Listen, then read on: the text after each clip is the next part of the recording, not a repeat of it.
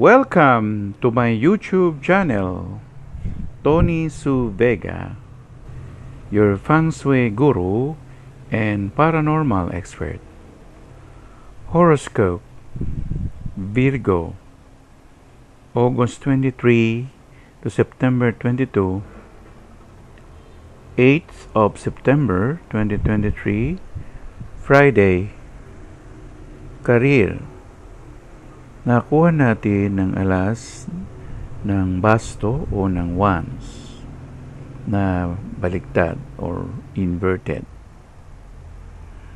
So sa career, maaaring makatanggap ka ng bad news o meron kang pagkakamali kaya patatawag ka ng HR.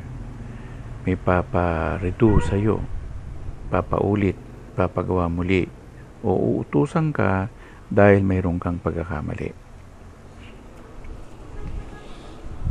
Love aspect.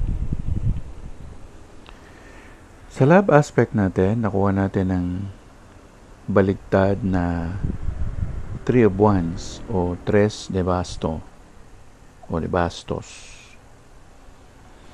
Yung bastos nga pala ito apoy at nagtutukoy ito siya sa unahan ng iyong mga gagawin. So sinasabi ng baraha dito na may mga panahon na hindi kayo nagkakasundo ng iyong misis o ng iyong mister o ng iyong lover.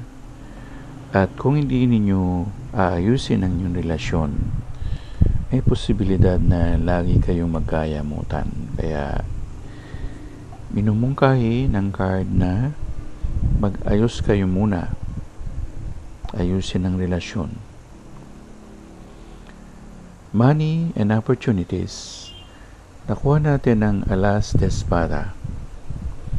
Tutukoy naman ito sa mga panahon ng winter, December, January, February of 2024.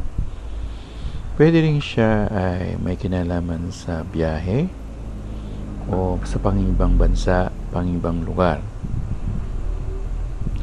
Kung ang tinukoy natin ay ang money and opportunities, nagtutukoy din ito na mayroon kang mga tsansa na makagawa ng ikabubuhay na kahit nandito ka sa bayang Pilipinas, yun ay para na ring nagtatrabaho ka sa ibang bansa.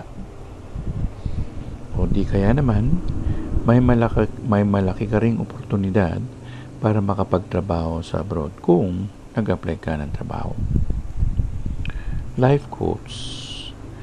Ang life quotes natin ay ang Sota de Oros. So, yung oros, yun naman yung kapupunan ng lahat ng pangyayari. So, kung life quotes ito, ang ibig sabihin nito, matutong magtipid. Ang pera ay parang tubig, nawawala. Ipon ka ng ipon, pero nawawala pa rin. Kaya sinabi lang dito ay matuto kang magtipid, matuto kang saan mo dapat ilagay o karapat-dapat ang iyong pinagpaguran. Bottom line, ang sinabi niya, ang trabaho ay nandyan lang, so pakamahalin ang trabaho dahil yan na rin ang nag-i-equate sa kapirahan mo o finances mo.